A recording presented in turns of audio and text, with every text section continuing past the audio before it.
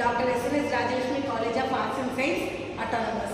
In this lecture video, we are going to cover Indian economy under the topic is GATT and WTO.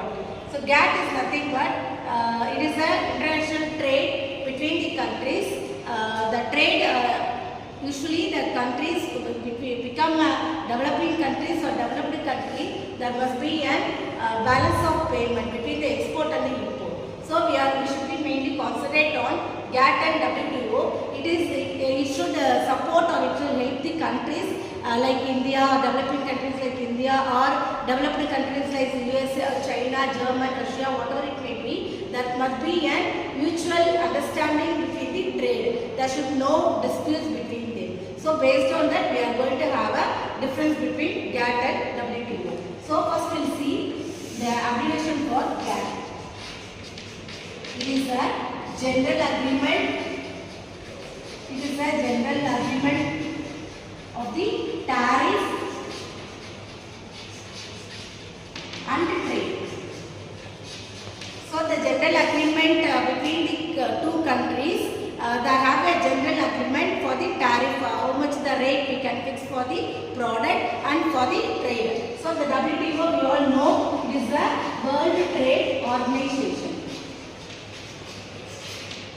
Actually, both are, if you ask the layman, both the GATT and the WTO are same, if they say yes. But even though they are similar, there have a few difference between them, right? So the year it was established is, the GATT is established in the year 1948 and the World Trade Organization started in the year 1955. Actually, this WTO has replaced the General Agreement Tariff and the Trade, that is GATT. Okay, so the purpose it was started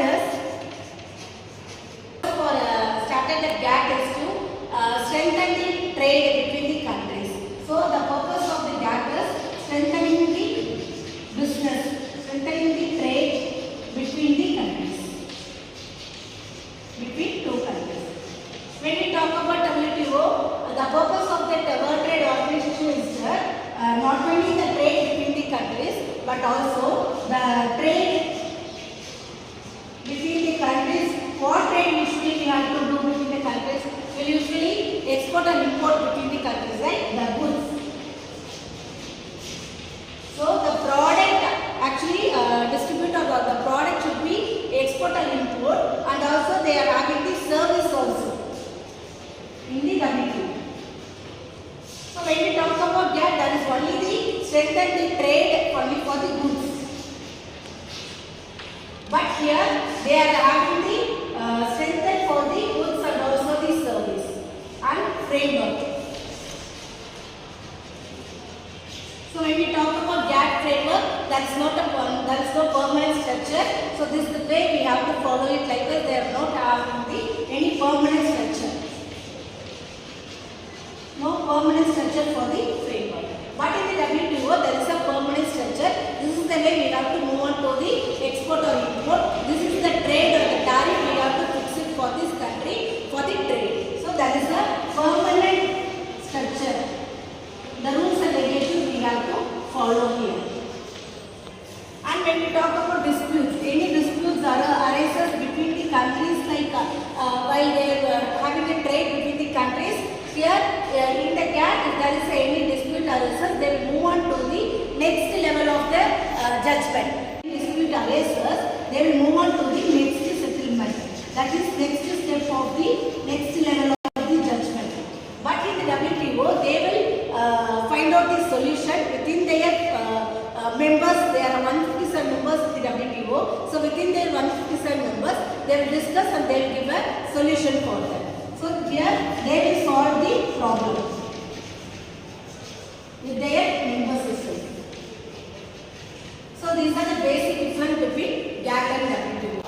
So here when we conclude that the main purpose is to strengthen the trade, but when we move on to the WTO, there is a strengthen not only the trade but also they are giving the service also. Service from the one country to the other country also.